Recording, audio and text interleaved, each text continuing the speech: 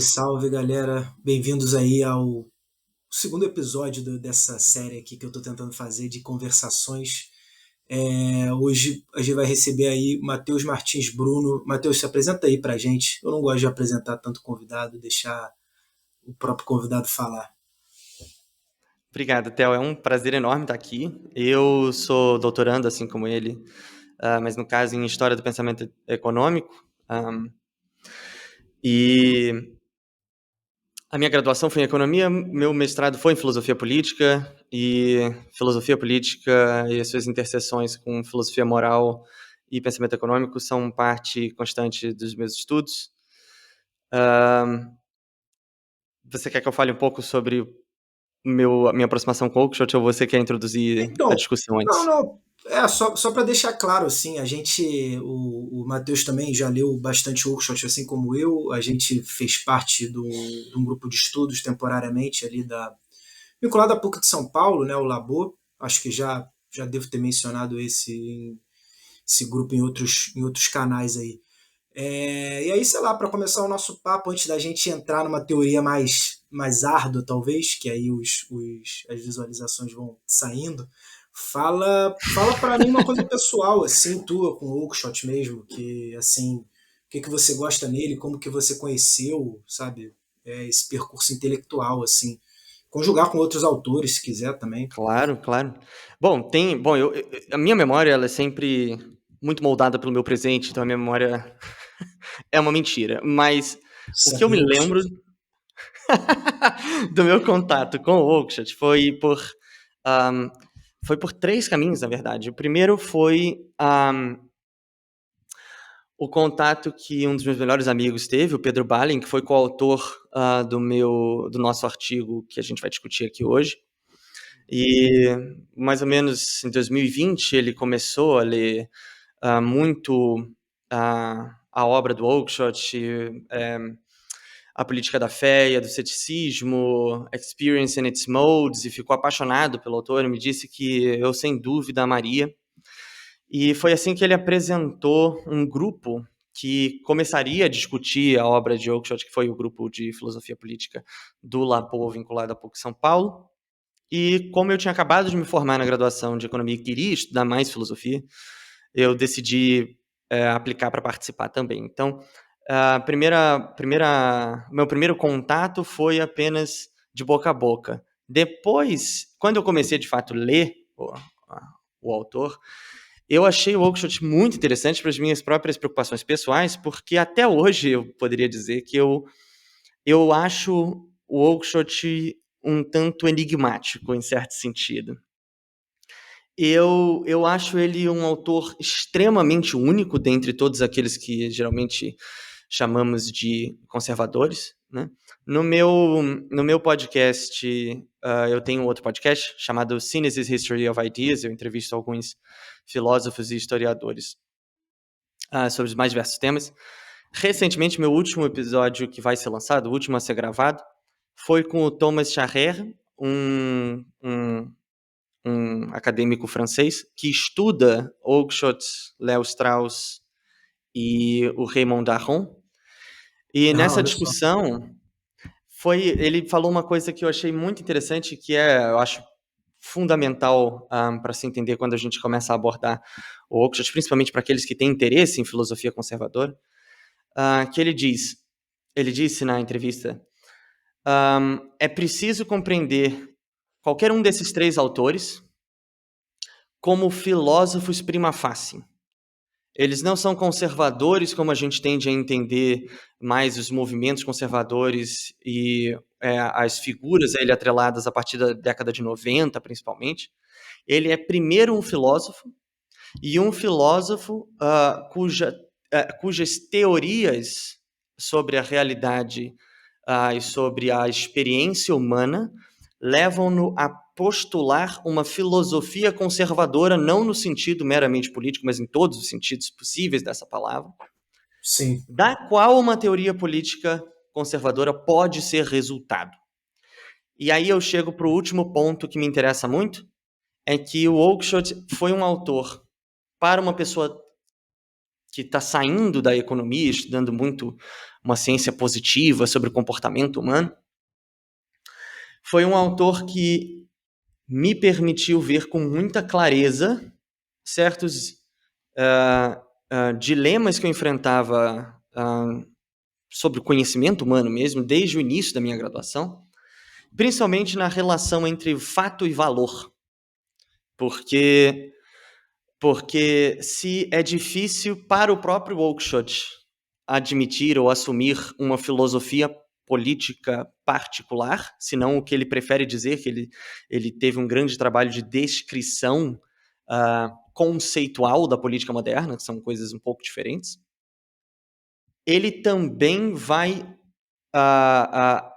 por meio da sua filosofia, ao cerne de todas as discussões entre a distinção, uma distinção que ele espera colapsar, entre filosofia e ciência, segundo a qual a ciência ou as ciências seriam diferentes modos de estabelecer fatos e apenas a teoria política normativa distanciada e dissociada dessas ciências é que promoveria ou permitiria uma compreensão mais precisa de valores, aquilo que a gente persegue, finalidades. O primeiro ensaio que eu li do Oakeshott foi o que me apaixonou e fez ter certeza que queria participar do grupo e daí começar a estudar. Foi logo que eu encontrei alguma coisa relacionada à economia, que é o Political Economy of Freedom, a economia política da liberdade, em que ele tem esse trecho fantástico em que ele diz a pretensão de estabelecer uma ciência econômica ou estudo econômico completamente dissociado de valores é uma ilusão, porque qualquer tipo de análise sobre uma política que seja, uma política econômica, o mais precisa e relacionada a dados possível que seja, encompassa uma percepção de mundo particular a respeito de como a sociedade deveria ser integrada de um jeito ou de outro. E isso, para mim, foi a ponte que eu achei fantástica para estudá-lo. Cara, tem muita coisa aí no que você falou, né? Isso porque a gente está só no preâmbulo antes de entrar no seu capítulo. Mas vamos por partes. Primeiro, a questão que você... Bom, vou começar pelo final, né? Essa questão de valores. Você citou o Léo Strauss, o Raymond Aron e o próprio Oakeshott, e eu acho que o Eric Feiglin faz totalmente isso, né? Eu acho que a grande preocupação de todos esses autores, o Raymond Aron agora, de cabeça eu não vou saber exatamente, mas pelo menos esses três, eles têm a crítica deles à ciência política moderna feita de maneira que a gente pode chamar de maneira um pouco rude de positivista, né? Mas talvez não seja exatamente isso, mas que é uma tentativa de fazer uma ciência política que isenta de valores, né? E os valores, eles simplesmente, vamos dizer assim, entram pela porta dos fundos, né? De qualquer forma. Então, é engraçado você falar isso, porque eu estava relendo A Nova Ciência da Política, do Feiglin, agora, e tem toda uma preocupação com a ciência política vista de maneira integral. E que, assim, pelo desenrolar da nossa sociedade, principalmente aqui no Brasil, eu acabo distanciando ciência política de filosofia política, né? Mas o Feiglin não gosta de fazer essa distinção. Mas então a filosofia política, nesse caso, seria essa ciência política integral, porque não existe um âmbito da política completamente apartado de outras coisas, assim, né? A sociedade é uma só. Existiram no passado sociedades que se auto-interpretavam antes de qualquer tipo de ciência. E aí, esses símbolos não são fonte de estudo, né? Não são fonte de saber. Então, eu acho que essa preocupação de todos esses autores eu acho fundamental. Não é à toa que eu acho que muitos deles são considerados esse tipo de resgate da filosofia política, num século que foi cheio de turbilhões, né, o século XX, e às vezes muito causados realmente por uma ideia equivocada, assim, de ciência mesmo. Agora, sobre o Oakeshott que você falou nessa fronteira colapsada entre ciência e política, eu acho que talvez dependa, né? Porque a ciência natural tem Entre um ciência e filosofia, que eu quis dizer, desculpe. Ah, entre ciência e filosofia. Não, eu que devo ter visto Não, errado. é porque eu falei entre ciência e filosofia e depois falei sobre a preocupação da teoria política normativa em Ah, providenciar certo. É. valores Não, e então, fins a serem perseguidos. então talvez eu tenha confundido um pouco, mas assim, a ciência natural tem o seu lugar, né, dentro das vozes da conversação da humanidade, né? Ela só não pode subjugar, porque seus métodos são distintos dos outros, da própria filosofia e da própria prática, que no caso sobretudo, a política e a moral, né? Não, eu acho E isso aí, muito importante, essa definição que falei. você trouxe, porque a questão da colapsa, a questão importante que é preciso compreender, e às vezes é pouco compreendido, e eu até quero voltar a uma coisa que você disse sobre a distinção entre ciência política e filosofia política que a gente tem na maior parte dos departamentos hoje em dia, é que a importância de se colapsar uma barreira entre ciência e filosofia é precisamente porque a filosofia é um modo de compreensão do que a ciência faz. Isso não quer dizer que não haja barreiras intransponíveis, e para o Oakeshott, inclusive, são essas barreiras intransponíveis que vão definir para ele o que é de fato uma ciência, entre as diferentes ciências, como visões fechadas em si mesmo, com uma gramática particular, do que é o ser humano. E o que é o ser humano depende da voz e da gramática particular utilizada para entendê-lo. Você pode entendê-lo, por exemplo, naturalmente, a partir do olhar da biologia, ou da química, ou da física. Ao mesmo tempo, você pode entendê-lo a partir de um olhar mais especificamente filosófico, que no caso do Oakeshott seria um olhar que leva em conta necessariamente a historicidade da formação da personalidade. Então, isso é uma questão extremamente importante e eu acho que é pouco compreendida. Eu acho que, inclusive, uma comparação muito interessante que eu gostaria de trazer, porque A Nova Ciência da Política do Wegelin, para mim, é um dos livros mais interessantes da obra dele, até porque é um livro em que ele tenta, em muitos sentidos, corrigir certas ambiguidades anteriores da obra dele, né?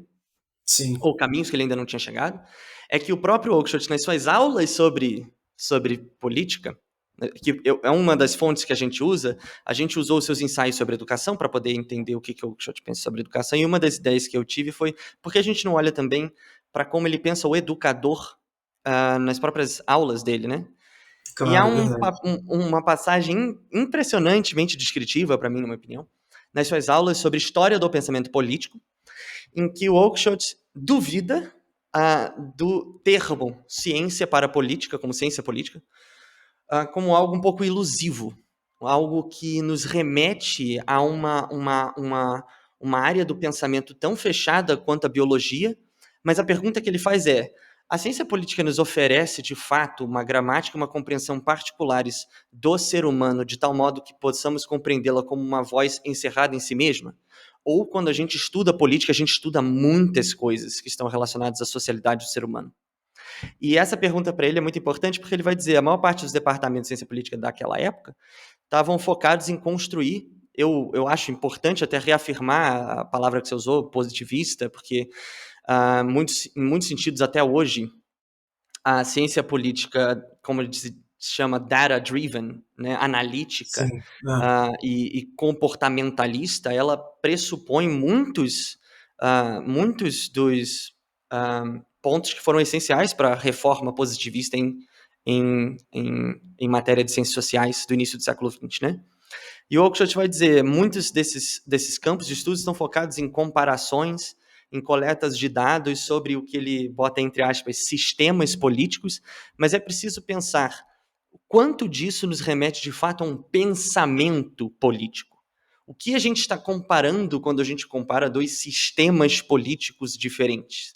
Será que às vezes um sistema político de fato pressupõe uma prática política, daquilo que a gente possa definir como política, ou a gente está dizendo qualquer tipo de prática coletiva seria política? Essas ambiguidades são para ele um problema fundamental desse apartamento entre a ciência política e a filosofia, sim. porque isso é uma coisa que o Alasdair MacIntyre vai enfatizar muito, o Charles Taylor vai enfatizar muito, as ciências humanas ao longo do século XX, e em muitos países como o Brasil se mantém até hoje, elas perderam, em muitos sentidos, o contato essencial com uma epistemologia que dê ao mesmo tempo o objeto claro de estudo e a razão de ser do estudo. A coleta pura e simples de dados não nos diz muita coisa se os conceitos que são guiadores da coleta são muito ambíguos, né? É evidente, senão é uma coleta inútil de material, né? Inclusive na própria ciência da política o Feigley faz esse ponto, né? Para não se transformar numa simplesmente coleta, assim, você só está acumulando material, tá? Uhum. Mas e aí, né? Assim, qual é a sua seleção, qual é o escopo, o que está informando, o que informa esses dados, né? Eu acho que Uhum. um exemplo disso são as pessoas não percebendo como, por exemplo, gráficos podem mostrar coisas muito diferentes, por exemplo. Ou como, às vezes se você quiser analisar exclusivamente de gráfico, você vai precisar de vários, porque, enfim, eles têm um pensamento informando até no como você construiu aquilo, né? A questão do gráfico que é muito interessante também é que faz parte, é necessariamente uma preocupação importante do produtor de gráficos, do produtor de bases de dados e coisas assim. Que tipos de usos esse tipo de informação condiciona. E o Oakeshott deixa muito claro num pequeno ensaio também, que eu acho fantasticamente rico, que é o ensaio sobre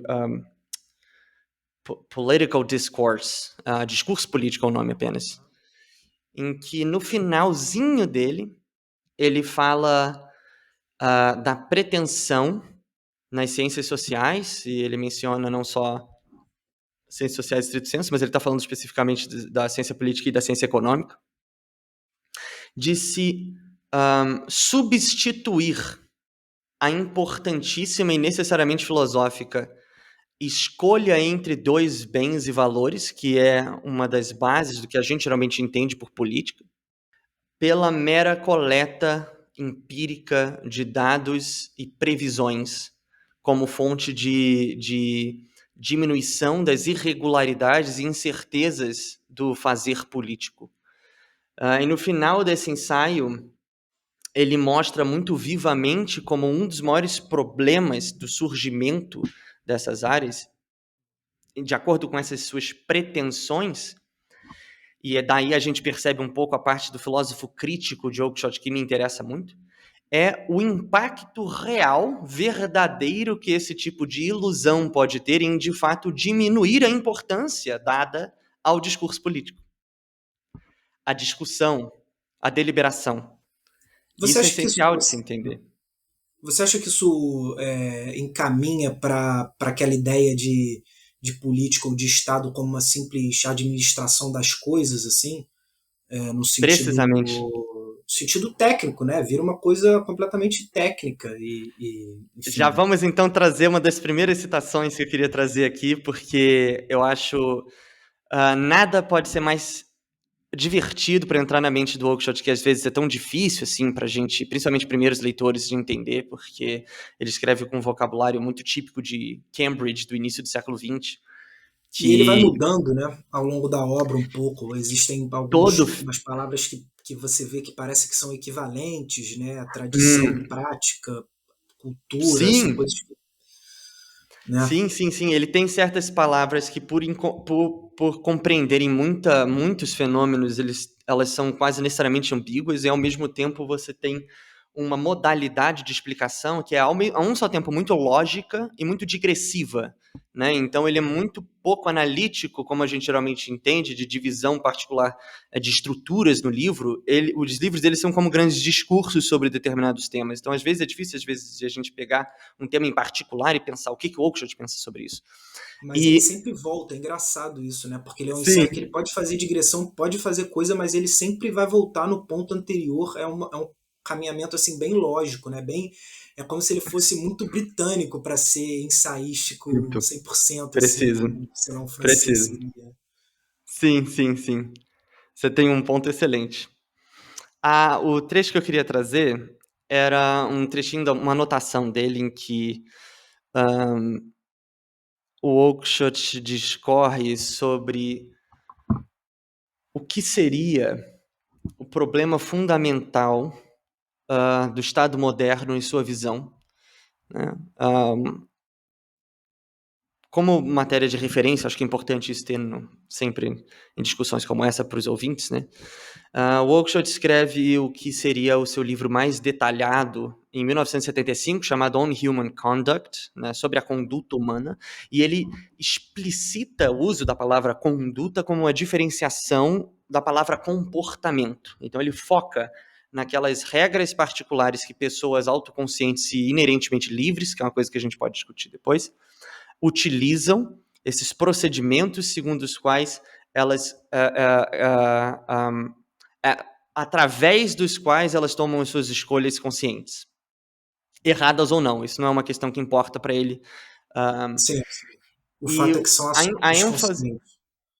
Isso. E a ênfase na ideia de conduta em relação ao comportamento é precisamente que o comportamento nos remete a um comportamento mecânico, a uma reprodução mecânica de certas ações, algo que não é necessariamente consciente, por isso muitas vezes teóricos do comportamento de sua época estudavam incentivos ou seres humanos como células particulares ou máquinas particulares, que quando você coloca incentivos diferentes se comportam de uma forma diferente e previsível. E o Oakeshott diz que essa previsibilidade, mesmo quando muitas vezes ela pareça acertada, ela é ilusória porque ela é pouco significativa. De todo modo, nesse livro ele introduz muitos conceitos com os quais ele espera diminuir as ambiguidades que para ele são características da política no mundo moderno. E uma das grandes implicações disso é explicitamente uma crítica clara aos efeitos dessas ambiguidades na instituição moderna por excelência da nossa política, nosso locus político por excelência, que é o Estado-nação. Um ponto que para mim é muito interessante, que ele traz numa resposta que ele escreve aos 3 primeiros textos de review do seu livro, é uma tentativa de ser muito claro e direto sobre o que ele pensa do Estado moderno em geral. E ele diz que é um Estado que sofre constantemente de tentativas de cima de organizar um objetivo e um propósito comum para todos que estão embaixo, independentemente de esse caráter associativo entre cidadãos e Estado, no mundo moderno, não ser produto de uma escolha e, portanto, de uma relação de liberdade, como seria, por exemplo, uma associação entre duas pessoas para um ganho comum, ou uma associação entre eu e o Theo para produzirmos, por exemplo, podcasts e tentarmos aumentar a quantidade de leitores de Oakeshott no Brasil. Ela tem um objetivo, uma finalidade comum e ocorre por meio da exerção da nossa liberdade, da nossa escolha. Eu Voluntária, acho né? São associações voluntária. voluntárias, necessariamente. Ao contrário do que é a Precisamente. do Estado, né? Precisamente. E aí, quando você perguntou sobre a questão administrativa, eu acho que para o Oakeshott isso era muito claro, porque, na opinião dele, desde Bacon, mas até antes ele traça isso, você vai tendo uma visão do soberano na política, que é a de construir um Estado que ele é administrador, não só no sentido de recursos, mas que administra as vidas nele contidas. Isso tem uma implicação direta com a educação, que a gente pode falar daqui a pouco. Sim. Vamos eventualmente falar de educação. Era para ser no início, mas enfim, é muita coisa muito interessante na obra do Oakeshott, né? Eu espero que as pessoas que estejam assistindo criem um pouco essa vontade, né, de realmente mergulhar, porque tem muita coisa muito interessante. Enfim, e assim, encorajem. O Matheus falou que às vezes é um pouco, você se perde um pouco, mas assim, vai indo Desculpe. que uma hora vai lá. Não, eu Mas eu digo queria. isso com muita humildade, porque se alguém me pergunta qual é geralmente a visão de Oakeshott sobre um problema particular, eu tenho muita dificuldade de responder, geralmente, assim. Quando alguém tenta enquadrar ele gosta do liberalismo ou não, eu não sei direito Acho que responder. nem é o propósito, como você disse, a Claro, posição deles política, ela se baseia numa posição filosófica. Inclusive tem um livro sobre isso, precisamente. tem alguns, né? Mas o que me vem à mente é um eu não vou lembrar, Stuart Isaacs, eu acho o nome do cara. E ele faz isso, ele mostra como todas até a noção de individualidade, assim, de individualismo no Oakeshott, na verdade, é uma concepção filosófica, epistemológica, assim. Hum. Mas o que eu queria falar antes da educação, ver se você, Interessante. Você lembra se o nome você do livro? conhece. Desculpe te cortar, mas você Cara, eu lembra o nome do livro? não lembro, não lembro. Mas se você Tá, botar Stuart Isaacs com dois A's, Michael Oakeshott, você tá. vai achar. Eu acho que é o único livro que esse cara escreveu sobre. Mas se eu não me engano, tem coisa do Paul Franco e do Terry Nardin também um pouco que tocam nessa tecla, assim. É só porque esse outro livro foi um que eu li mais recentemente, então tá mais Ah, fresco na minha achei. A cabeça. política e a filosofia de Michael Oakeshott. Interessante. É isso. Mas o que eu Ok. queria falar é que o Matheus chegou a falar da questão do, do indivíduo, do ser humano, que faz uma ação que ele chama de ações que têm exibição de inteligência e ele chama isso de procedimento, que seria ao contrário de processo, que o processo é como se fosse um processo orgânico, um processo de alguma matéria, enfim, alguma coisa natural que não tem exibição de inteligência. E por que isso é central? Porque essa figura do ser humano que age com essa liberdade, com esse livre-arbítrio, que vamos dizer assim, a massa, o fundamento no qual a gente tem que basear qualquer tipo de organização social e civil, respeitando isso. Então, se você cria uma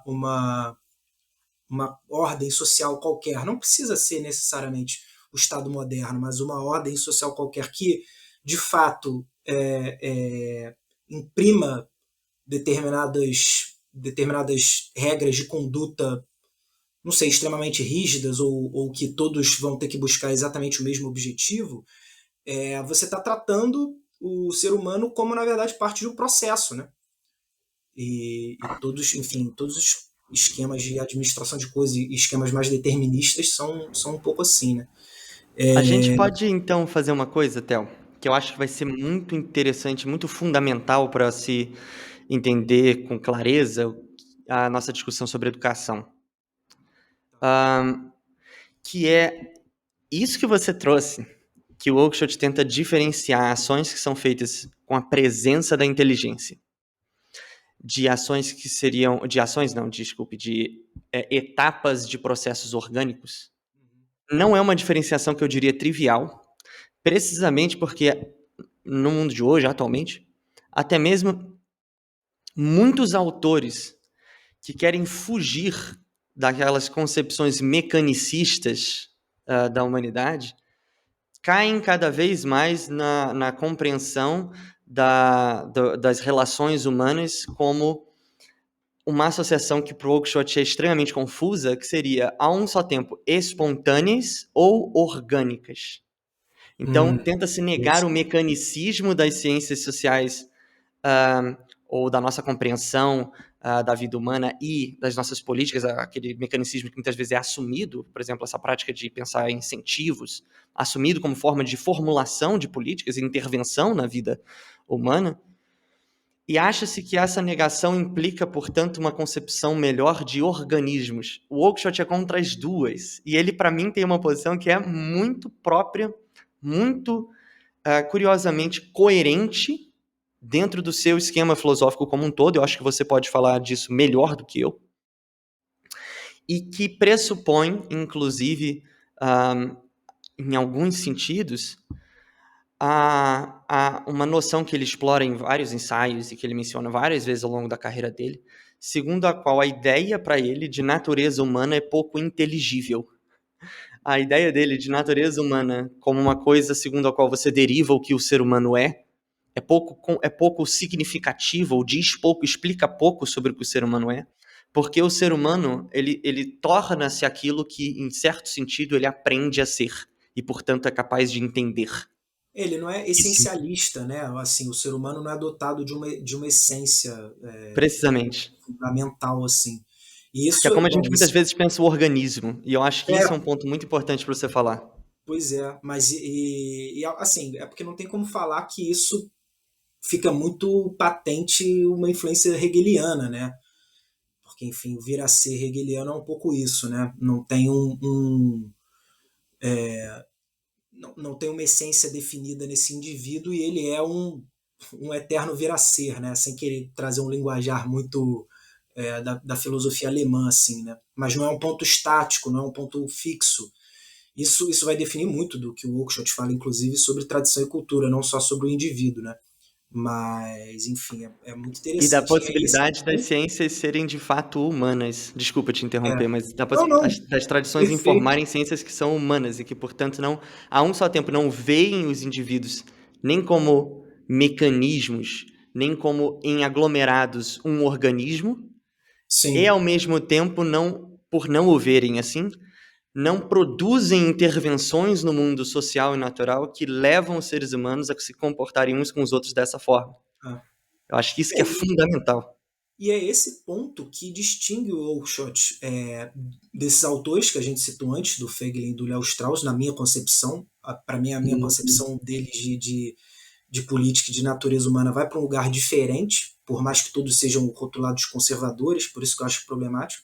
E também afasta o Oakeshott dos que se auto-intitulam conservadores também, né? Que às vezes são organicistas, às vezes. Porque o que acontece, o que eu vejo muito claramente e que eu gosto muito desse debate, porque eu mesmo não sei no que eu concordo, mas eu acho que a visão do Oakeshott é muito bonita, apesar de eu não sei se ela é exatamente viável. Mas por todas essas razões que eu e o Matheus a gente está falando aqui, dessa liberdade e desse movimento, de uma característica do ser humano não essencial e não fixa e não rígida, isso significa que a fonte da autoridade política ela é melhor que ela não seja transcendente. E isso não é, isso é um argumento muito sutil. Eu não sei se eu estou fazendo 100% jus ao Oakeshott, mas essa é a minha interpretação dele. Se existe ou não alguma dimensão transcendente, não é o tópico do Oakeshott. O Oakeshott, inclusive, eu acho que sim. Eu acho que ele tem algum tipo de ele tem algum tipo de crença cristã, eu acho. Essa é a minha visão. Mas, sobre isso especificamente, ele não acha que nenhum tipo de direito natural ou nenhum imperativo categórico, né, ele cita essa formulação do Kant, nem Deus pode servir, nada que esteja para além dessa esfera política pode servir como essa autoridade, justamente porque seria uma autoridade essencial, rígida. E, enfim, ela, na verdade, é o oposto do. Eu acho que é o oposto da posição do Léo Strauss, que fala que se a gente não tiver esse tipo de direito natural, o nosso Estado ele é instável. Mas eu acho que o Oakeshott tem um ponto melhor. Eu acho que a nossa sociedade fica mais instável se a gente achar que ela vai ser rígida. É igual para usar uma metáfora de engenharia, para a gente fugir bem da filosofia. Mas quando você vai construir uma grande ponte, você tem que dar um movimento para a ponte. Se você constrói a ponte 100% parada, 100% rígida, ela vai quebrar. Ela vai ser justamente mais frágil porque ela não é flexível. Então, assim, eu acho que isso é uma metáfora muito boa para descrever isso que o Oakeshott está tentando fazer. Porque no final das contas é isso, uma ordem social que não dependa do transcendente. Para além de se o Isso, transcendente existe ou não. isso eu acho que dá para resumir fantasticamente também com a maneira como o Oakeshott, em um dos seus raros momentos de ironia um pouco mais cômica, comenta a passagem do mito da caverna de Platão, aquele mito famoso em que Sócrates introduz a ideia do filósofo e sua presença na polis como aquele que se liberta das correntes que o obrigavam antes a apenas ver imagens falsas da realidade que seriam sombras, sair da caverna, olhar o bem, primeiro cegar-se, depois acostumar-se com essa luz e ver o bem refletido em tudo, então voltar e libertar os seus companheiros, mas os seus companheiros o matam. E o o Oakeshott, num dos seus raros momentos de brincadeira, diz que muitas vezes, e ele faz essa distinção entre the theorist e o theoretician, não sei como fazer essa distinção em português, o Acho que teórico teorético, né? e Teórico o e teorético. teorético. Mas é mais ou menos a figura do racionalista, né, de alguma Do forma. racionalista, precisamente. Acho que a gente pode só evocar essa porque as É, pessoas geralmente entendem um pouco melhor. ou o filosofo, né, que ele tira do francês também, enfim, mas são mais ou menos Sim, equivalentes, né, no uso do Oakeshott. que traduzem em muitos sentidos a sua capacidade de conhecimento para uma busca de legitimação sobre seu poder, né? E o Oakeshott brinca que este tipo de filósofo que vem do alto e começa a dizer a todos o que é de fato o bem, ele é morto não porque as pessoas não conseguem engolir a verdade, ele brinca, e sim porque quem é essa pessoa para me dizer sobre a minha vida, independentemente de conhecer qualquer tipo de nuance das minhas experiências vividas, o que é o bem para mim? Essa brincadeira ele faz, inclusive, e agora a gente pode até fazer uma ponte direta com certas correntes atuais pós-liberais que querem, de fato, trazer uma concepção mais substantiva do bem comum, como reordenadora do Estado moderno, né? A gente tem autores dos Estados Unidos muito proeminentes atuais advogando por essa linha. O Oakeshott, que é visto em muitos sentidos como um conservador, ele também é profundamente britânico no sentido de enfatizar que o ideal do bem comum, ele diz, noções de bem comum, elas não são próprias à natureza da política moderna. Elas podem ser próprias a associações voluntárias, mas ela nunca pode ser uma noção guiadora de imposições. E isso, para mim, é um traço fundamental para se compreender uma discussão que é muito, muito reverberante na academia ao redor de Oakeshott, sobre se ele aceitava ou não a modernidade, se ele aceitava ou não o liberalismo. O problema principal do Oakeshott é com o que ele vai pensar de totalitarismos, não no sentido como a gente geralmente pensa de União Soviética ou coisa assim, de um regime totalitarista, mas o que ele chama de o totalitarismo da modernidade, né? Que é o que ele brinca nas suas notas de estudo, por exemplo, que é ser moderno muitas vezes traduz-se por um medo ou ódio, ele usa a palavra ódio, a tudo que não é moderno. E é uma brincadeira, porque o ponto que ele está Caraca, querendo dizer é que a fantástico. modernidade ela se torna uma coisa relacional. Ela é uma rejeição constante a tudo, todo o Não, resto, e uma fantástico. imposição constante. Formulação fantástica E dele. muito interessante, né? Ele vai dizer uma coisa muito similar disso ao liberalismo, que é a ideia.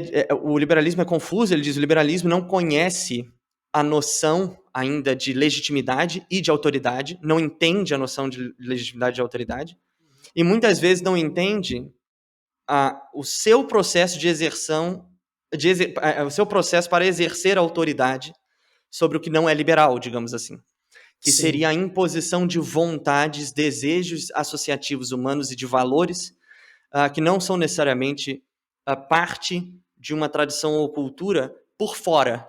E aí, nas notas de estudo, tem um pequeno comentário interessantíssimo dele, por exemplo, sobre a África, que eu acho muito revelador, em que Caraca, ele isso diz, eu nunca li.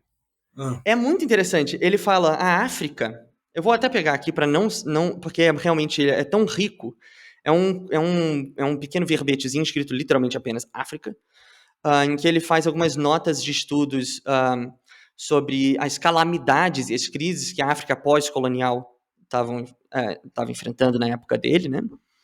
E ele escreve o seguinte, olha que interessante.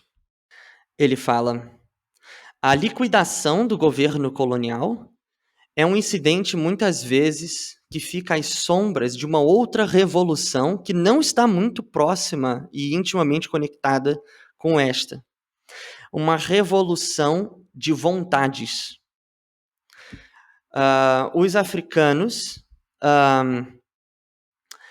passaram no mundo moderno a desejar aquilo que não podem providenciar, porque esses desejos vieram de fora.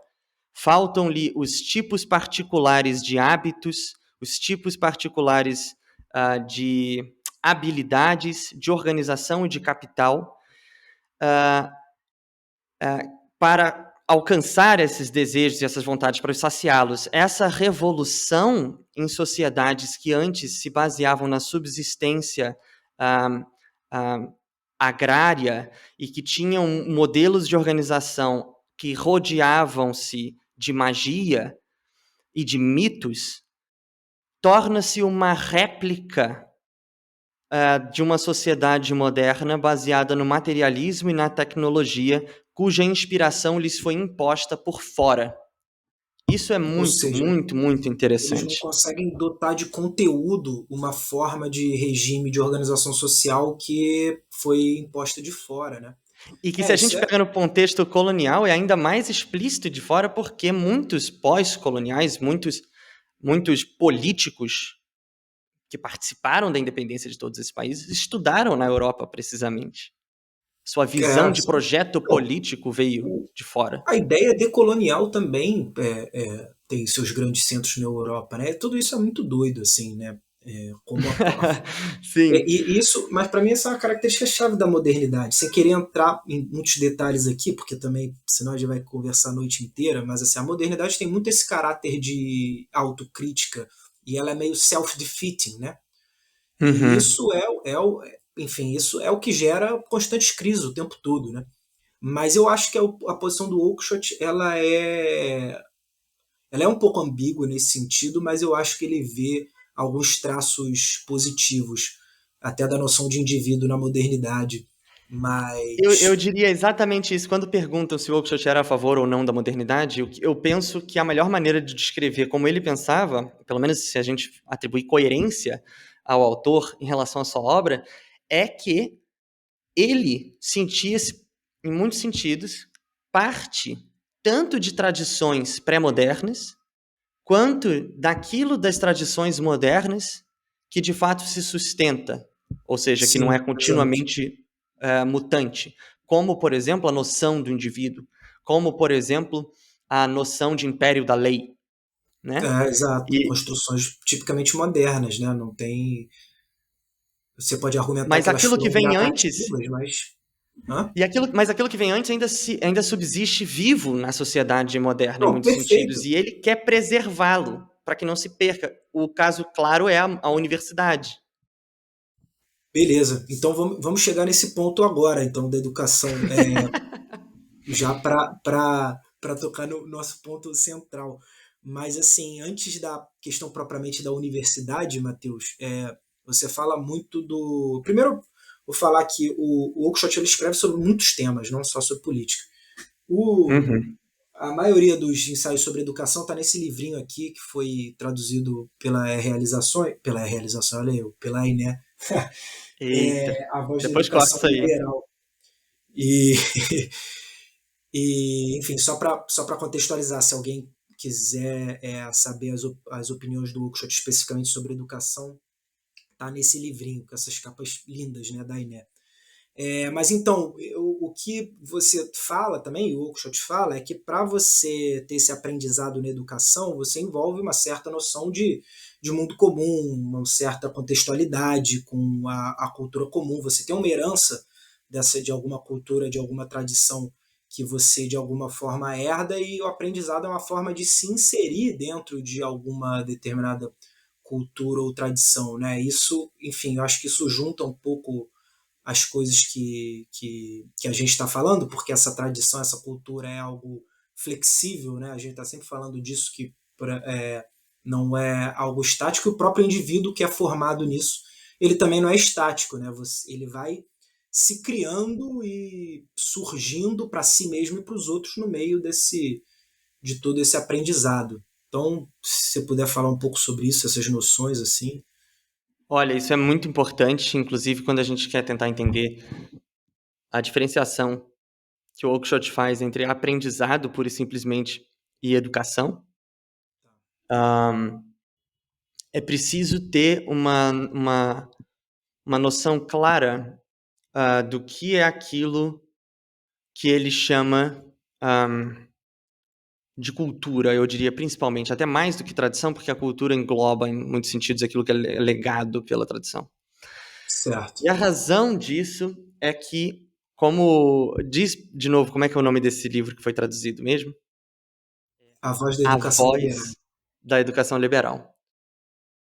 O Oakeshott, ele faz uma distinção fundamental entre diferentes vozes não rivais entre si, Uhum. que enunciam algo sobre o ser humano. Essas vozes podem ser a voz, a linguagem, a gramática de uma ciência em particular, podem ser as vozes que são que permitem uma concepção poética, literária do drama humano. Uhum. A voz Essas contemplativa, vozes propriamente, né? contemplativa, essas vozes podem ser até mesmo, em muitos sentidos, transcendentais, religiosas, em uma compreensão cosmológica do lugar do ser humano e do seu papel nessa vida que recebe. E fundamental a tudo isso, subjaz uma noção absolutamente essencial para a compreensão de Oakeshott, que você já apontou, que é dá o título do nosso artigo, que é Ninguém Nasce Humano, que é uma frase do Oakeshott, quando ele rejeita a ideia de que a ideia de natureza humana seja por si mesma muito descritiva, ele diz que a liberdade humana, independentemente de diatribes a respeito do livre-arbítrio, se a vontade pré-existe a liberdade, se a liberdade impõe-se à vontade, o que vem antes, o que vem depois, o que permite existir ou não liberdade de arbítrio. O Oakeshott diz que a liberdade é algo mais axiomático, é algo mais fundamental ao ser humano, que é aquele ser dotado de inteligência e capaz de atribuir razões erradas ou não às suas escolhas e que constantemente pratica e desenvolve hábitos inserido em práticas que das quais ele está consciente, no sentido de conhecer os procedimentos, os protocolos e os objetos que estão relacionados a essa prática, assim como os seres humanos que estão relacionados a essa prática. Essa maneira de dizer foi um pouquinho, talvez, confusa, porque o ponto essencial do Oakeshott de falar que ninguém nasce humano é para dizer e enfatizar que ninguém pode escapar de uma máxima profundamente Oakeshottiana, segundo a qual, e eu tenho até aqui a citação direta, que eu acho muito, muito bonita, do Oakeshott, que ele fala: porque todo ser humano é em si mesmo o que é para si mesmo. Isso é essencial para se entender a visão oakeshottiana, porque o seu respeito profundo pelo indivíduo, pela incerteza dos caminhos da coletividade humana, pela espontaneidade, pela criatividade, pela possibilidade de escolher diferente, dadas as diferentes razões, pela possibilidade de uma pessoa ser convencida, todas essas possibilidades empíricas que a gente vê no mundo, são para Oakeshott um dado fundamental para se entender o que é a formação de uma cultura, porque o seu respeito ao indivíduo pressupõe que a realidade experienciada de um indivíduo é, em muitos sentidos, intransponível a outros.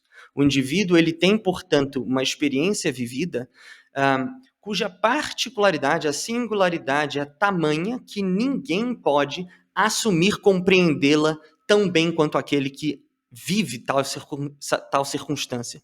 Por outro lado, isso não quer dizer que a cultura não seja possível e que o Oakeshott pense a sociedade simplesmente como um aglomerado de indivíduos completamente atomizados e pouco comunicantes. Pelo contrário, o ser humano, que é essa realidade, essa unidade de experiência, ele é feito através de conversações. Essas conversações, segundo as quais o ser humano aprende a ser quem é, sempre num processo, como Oakeshott diz, tanto na ciência quanto na vida humana, na autocompreensão, não existem respostas finais, sempre chega-se a um patamar que não é senão o início de uma nova investigação sobre si ou sobre o mundo. sim, Esse ser humano, por tornar-se quem é conversacionalmente, estabelece com os outros redes gradualmente mutantes de significados. E é isso que eu queria trazer. Porque são essas redes de significados, essas redes de vozes emaranhadas que são o produto da experiência de diferentes indivíduos interrelacionados que produz aquilo que podemos compreender como cultura. O Oakeshott, ele profundamente desatrela o que a gente geralmente entende por alta cultura da educação. A educação, para ele, não é um processo de modo algum dependente simplesmente de uma familiarização da alta literatura, da alta arte, como um fim em si mesmo, como se a educação humana, a alta educação, a grande educação, não fosse mais do que esse trabalho pedante de estocar grandes accomplishments, né? Grandes conquistas do ser humano numa sala vazia, antes vazia.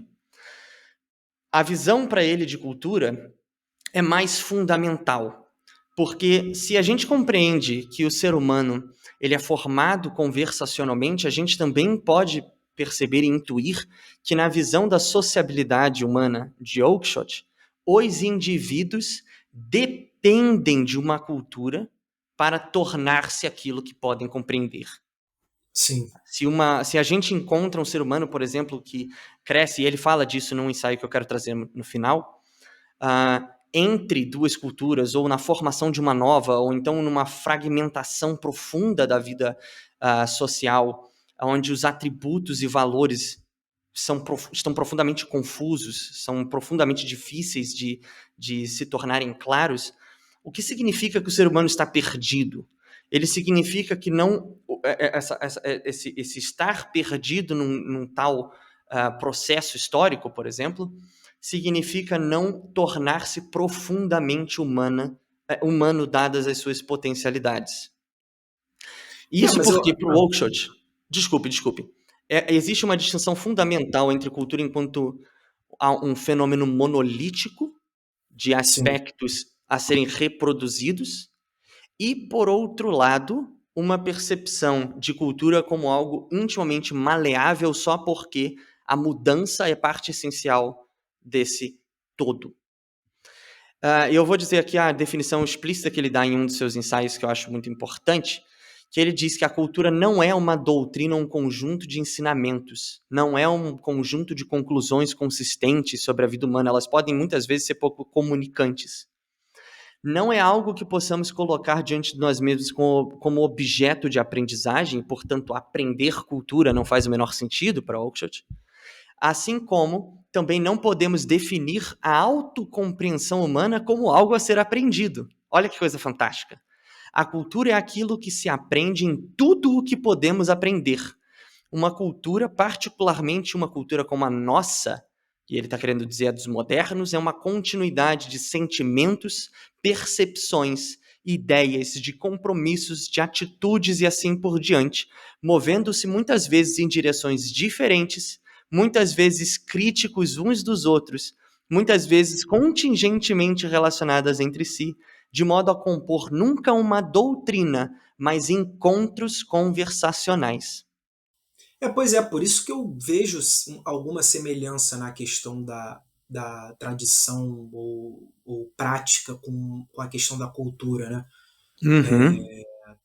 Como que você. Claro que quando ele fala de prática, de tradição, o Oakeshott está falando de atividades específicas, né? Ou seja, para você ser um cientista, para você ser um Exato. cozinheiro, você tem que estar inserido num determinado. Que já ocorrem nesse locus cultural do qual ele fala. Já ocorrem Pois é. dentro desse emaranhado de conversas. Sim, pois é, já é uma das vozes, né? A ciência, a história, Isso. enfim, cada uma dessas é uma dessas vozes com a, a, a aí não dá para exatamente falar a prática, porque existe outra voz que é a voz da prática, mas assim, cada uma com uma Sim. tradição de comportamento que faz parte aí dessa conversação. Educação nesse Naquele sentido. ensaio dele do... Desculpe, mas naquela educação da voz, da poesia, ele inclusive define isso como cada voz sendo uma expressão de uma compreensão distinta e sempre condicional do mundo. Isso. Sempre. Pois é. E a parte do sempre condicional também da letra da. Assim, de implicar. Implica no, na constatação de que se há, de fato, uma perspectiva total, né? Se há uma totalidade do saber. Mas eu acho que isso a gente vai fugir muito, entrar nessa seara, a gente deixa para um outro momento. Ô, Sim, Matheus, sim. se você quiser falar um pouco assim, tanto essa diferença do aprendizado e da educação, quanto a Tá. educação mais formal, assim, né? De escolas, de Claro. universidades, que ele estabelece um papel importante para o lugar que é a universidade, né? E suas Sem dúvida, problemáticas. sem dúvida. Você já estabeleceu uma noção muito importante que pro Oakeshott, né? Que é uma coisa que se percebe sempre na maneira como ele trata tudo que é relacionado ao ser humano, é que ele sempre evita histórias ou narrativas teleológicas, ou seja, ele sempre evita explicar algo do ser humano por uma finalidade externa.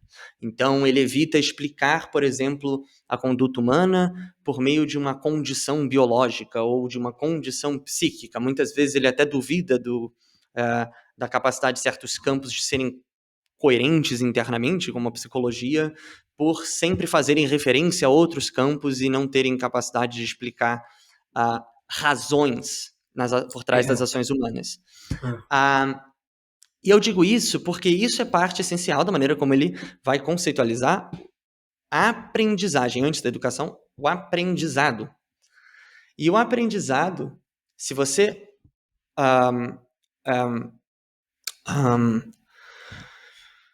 desculpa, mas botando talvez com uma certa torção de palavras para se resumir o que o Oakeshott pensa de aprendizado, o aprendizado humano é a prática constitutiva do fazer-se humano. Parece meio esquisito de dizer assim, mas o aprendizado é literalmente aquela prática que é caracteristicamente distintiva de seres inteligentes e, portanto, do ser humano. E o que para o Oakeshott é, de fato, aprender, o aprendizado, né? O aprendizado para ele é um fenômeno que, assim como a gente já disse, não pode ser compreendido profundamente explicado, nem por referência a causas internas nem externas, então como uma compulsão biológica da organização dos nossos neurônios, nem como uma compulsão externa de um imperativo social, né, que condiciona os aprendizados dos seres humanos e, portanto, os socializaria como funções de algo maior, mais coerente, como a gente acabou de ver na noção dele de cultura. Não é possível pensar, né, naquilo que é o produto dos aglomerados de indivíduos como doutrinas, né? O que ele quer dizer é que não pode ser pensado como totalizantes, como coisas que são coerentes umas das outras e dedicadas a um fim particular distinguível. O aprendizado é uma atividade, portanto, né, isso é importante dizer, é uma atividade, é um fazer, que é consciente, ocorre mesmo, na opinião dele, antes da autoconsciência, que ele cita alguns estudos dizendo que o ser humano, de fato, começa a ter uma capacidade de dizer o eu, entender-se como eu, a partir dos 2, 3 anos. O aprendizado, para ele, é uma coisa que vem antes disso. E ele necessariamente é consciente porque todo ser consciente sabe o que está fazendo quando está aprendendo algo. E, ao mesmo tempo, o aprendizado nunca surge de uma compulsão, mas é ele mesmo uma demonstração da liberdade axiomática do ser inteligente, porque o aprendizado é para ele uma atividade autoimposta. A razão disso é que mesmo que se o aprendizado seja moldado por curiosidades ou coisas assim, ele sempre é, na verdade, estruturado por escolhas. Essas escolhas muitas vezes podem vir de constatações, podem vir de vontades. A pessoa pode se sentir mal por não entender alguma coisa esse mal-estar, por exemplo, da ignorância para o Oakeshott é uma fonte muito importante e vital da busca por aprendizado, mas o aprendizado, enquanto prática, ele precisa ser escolhido, né? E ele Sim. é fonte, ele é, digamos assim, no fazer-se dele, ele é constantemente movido por escolhas. E, num sentido pequeno, então o Oakeshott vai distinguir duas formas de aprendizado. A segunda forma de aprendizado é o que ele quer nos mostrar que seria, de fato, o processo de educação. A forma mais comum, mais infantil, mais espontânea, talvez poderíamos dizer, de aprendizado humano, é simplesmente o ato de adquirir conhecimentos. Então, ele nos diz que a constatação de uma ignorância, de uma insciência sobre alguma coisa, é como uma intimação a aprender algo. E muitas vezes esse primeiro processo de aprendizado, ele pressupõe que a gente tem como se fosse um armazém vazio na cabeça e começássemos a preenchê-lo de objetos cognoscíveis. Por que o Oakeshott não chama isso de educação? Porque isso seria a mesma coisa que, por exemplo, reconhecer que uma pessoa sabe pouco sobre sua própria cultura e quer aprender o máximo de coisas sobre sua cultura possíveis. Ou que quer aprender o máximo de poesia possível, que quer aprender a recitar grandes versos da literatura mundial, coisas assim. Transforma em algo quantitativo, né, também. É algo... excelente ponto. É algo quantitativo. Que não necessariamente tem a ver muito com significados, até significados sobre si, que não tem necessariamente a ver com Sim, um o que a gente sentido falou para sua vida. anteriormente, né? Um acúmulo de materiais só, simplesmente um acúmulo de Isso, informações. isso, exatamente. O segundo tipo de aprendizado que ele diz é um aprendizado mais visceral, mais importante, muitas vezes que depende da disciplina, ou seja, que não é tão assim atrelado às nossas paixões, no sentido de estar em absoluta coerência com um desejo. Eu desejo aprender algo e, portanto, eu aprendo. Muitas vezes vai contra o desejo, como a educação disciplinada muitas vezes requer. Que é a capacidade, ele diz, de ampliar esse armazém e não só de preenchê-lo. Porque é essa capacidade de ampliar o armazém que preenchemos de conhecimentos que, curiosamente, vai estar relacionada diretamente com a nossa capacidade de fazer uso para a nossa vida de todas essas coisas que estamos aprendendo. Essa capacidade, que é a um só tempo capacidade de expandir nosso domínio sobre diferentes tipos de campos de conhecimento, e uma capacidade de fazer referência a elas quando tentamos compreender a nós mesmos e a nossa atuação no mundo que nos cerca, é que Oakeshott diz que quando se torna cada vez mais estruturada, mais formalizada, é o que deveria ser entendido por educação. E essa educação pode ocorrer de diferentes formas. É por isso que ele vai distinguir essa maneira, uma maneira particular, quer dizer, de desenvolver essa capacidade de adquirir conhecimentos que seja efetivamente liberal. E, portanto, para o Oakeshott, existe de fato a possibilidade de uma educação que não seja propriamente liberal. Ela é uma educação formalizada, confusa, que em muitos sentidos condiciona os indivíduos de fato a adquirirem um papel no mundo, a desenvolverem práticas particulares que são conscientemente definidoras de suas vidas, mas que não permite efetivamente uma libertação da sua compreensão de si.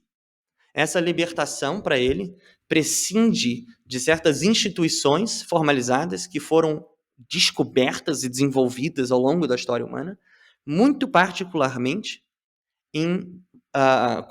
naquelas instituições que a gente chama de escola ou de universidade, e que ele, mais uma vez, tenta distinguir do que nós entendemos muitas vezes por escola e do que nós entendemos muitas vezes por universidade. Entendi.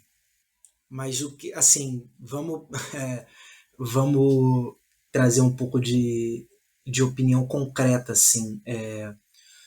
Você acha que o Oakeshott teria uma visão ideal do que seria a universidade? E aí tem críticas ao modo como que isso é gestado hoje? Uhum. Ou ele ainda acha que enfim, qual o papel que ele vê, tanto idealmente quanto hoje em dia, assim, da universidade? Tanto quanto que é ou quanto que poderia ser, talvez. O Oakeshott, É ele... difícil usar o Oakeshott para falar de taxativamente assim de coisas atuais, né, na verdade. Mas eu acho que Eu acho a que universidade é um dos que talvez fosse mais fácil de falar, porque eu acho que preocupava mais ele, talvez porque pela sua prática de professor, pesquisador, preocupava mais ele do que talvez dilemas e disputas políticas preocupavam, né? sim, Então a porque gente o tem um dele estava acesso na mais reta ali, direto. né? Ele estava skin in the Sim. game ali, né? É, vamos lá, calma. O Oakeshott escreveu o primeiro ensaio dele pensando sobre a universidade em 1950, se não me engano. E ele vai escrever considerações sobre a universidade até 1978. O On Human Conduct toca muitas vezes sobre esse assunto. Um, ele escreve as suas diferentes opiniões sobre a universidade em artigos que ele publica em jornais e em outros que ele deixa não publicados. E um deles, que para mim é o mais interessante, que não foi publicado na época e que foi escrito primeiro como uma aula magna, é um artigo que se chama A Definição de Universidade, que ele escreveu em 1967. Eu vou falar dele A definição, ele melhor usa essa expressão. em breve. Porque o mais famoso dele é a ideia de Definição. universidade, que é o de Sim, 1950, em quando ele fala que um, a universidade pressupõe o dom de um intervalo, que é uma frase que ficou muito famosa. Depois ele vai escrever vários outros ensaios, não necessariamente sobre a universidade em si, mas muitas vezes sobre a relação entre professores, como é que isso pode ser pensado corporativamente, quais são efetivamente os deveres de um aluno universitário. Ele pensa quais são os papéis, ou, pelo contrário, que ele pretende defender, a importância de não se ter papéis sociais para a universidade, ou seja, condicionantes explícitos para a universidade, o que não quer dizer que a universidade seja inútil para o mundo, efetivamente. E por que ele vai fazer isso? Porque só para talvez o não seja Oakeshott, utilitário no sentido empresarial, né? Que a gente às vezes fica colocando na universidade, né? não, mas isso é uma questão muito importante mesmo, porque o Oakeshott ele vai ser extremamente crítico em vários ensaios, que ele vai estudar a história do desenvolvimento daquilo que a gente entende por escola hoje em dia, que são essas pequenas são prédios em que bom, você antes tinha nas classes mais altas tutores particulares que eram contratados Certo. por nobres, né, e que viviam junto seus filhos, ensinavam todas as disciplinas possíveis para eles, né? O Hobbes foi tutor, Adam Smith foi tutor, todos eles eram tutores de filhos de nobres. E você vai tendo um movimento muito interessante, por exemplo, o John Wesley, o famoso pastor metodista que funda o movimento metodista dentro da Igreja da Inglaterra. Ele foi um dos principais precursores da expansão desse tipo diferente de instituição, segundo a qual você contrataria tutores para múltiplas crianças que seriam mais pobres aprenderem ao mesmo tempo. E as igrejas, elas vão organizando o que seriam escolas paroquiais que, por uma taxa muito modesta, de fato, efetivamente contratam tutores dessas classes mais altas para ensinar grandes turmas de crianças, que é quando surge mais ou menos a noção que a gente tem de uma escola, né? Sim. Você tem vários autores, por exemplo, como Matthew Arnold, que foi um grande poeta vitoriano do século XIX, que um dos papéis sociais mais incríveis da vida dele foi explicitamente abdicar do dinheiro que ele recebia com as aulas para os nobres e percorrer o campo inglês para reestruturar os currículos das escolas paroquiais e permitir, assim, que essas crianças tivessem um ensino que não fosse profundamente utilitário. O Oakeshott tinha essa visão, uma visão muito crítica da relação entre o desenvolvimento dessas escolas, que aos poucos foi se tornando parte dos planejamentos do governo, dos estados modernos. Eu preciso dizer essa introdução porque isso é muito importante para entender o que é essa visão anti-utilitária do Oakeshott. Ele vai criticar precisamente que se as escolas eram um movimento que em muitos sentidos era de base daquelas comunidades, de se reunirem, contratarem tutores, pessoas como, por exemplo, Bismarck na Alemanha vão perceber que o Estado estaria perdendo uma grande oportunidade de formar, em vez de, entre aspas, explicitamente dito, né, o Oakeshott fala, cidadãos inúteis, porque seriam capazes de escolher o que querem para suas próprias vidas, o que seria um absurdo para pessoas muito pobres. A ideia seria você transformá-los em pessoas capazes de ter uma função útil para o bem comum e o bem coletivo do Estado. Isso já é uma visão que vem desde mais cedo relacionada à educação. O Oakeshott diz que é uma das maiores superstições do iluminismo, é essa crença em condicionar externamente de cima para baixo os indivíduos para um bem coletivo. E você, por exemplo, nos escritos de alguns iluministas portugueses do século XVIII, você encontra literalmente essa ideia de que se o Estado não desenvolver uma melhor forma de educar os seus cidadãos, continuaremos a ter eu estou citando diretamente um manuscrito antigo, uma produção de pessoas inúteis ao bem da coroa. Incrível isso. Revelador, né? Essa frase aí é reveladora. Muito reveladora. O E Oakeshott entra vai só... dizer que... Não, Desculpe, diga. só para contextualizar, entra no que a gente estava falando, da noção dele do Estado não poder impor uma finalidade, um objetivo comum a todas as pessoas. Né? Precisamente. É aqui que a gente vê como isso está inerentemente relacionado a uma visão absurda. Se a gente pensa, a gente pode pensar por categorias de dignidade humana, mas uma visão absurda da educação. E que é uma visão absurda da educação que pode fazer parte dos mais diferentes tipos de planos de política, de governo, independentemente de serem ou não planos educacionais. Porque tratam das pessoas como... Uma frase que eu acho fantástica do Adam Smith é que tratam das pessoas, né, das classes mais baixas, principalmente, ou seja, da classe abaixo, da classe de alta estatura de funcionários do governo, por exemplo, tratam-nas como mecanismos de uma grande engrenagem pública. O Oakeshott é explicitamente contra isso. Por isso que eu tinha até interesse de escrever um texto sobre as similaridades entre a visão de Oakeshott e do Smith. Mas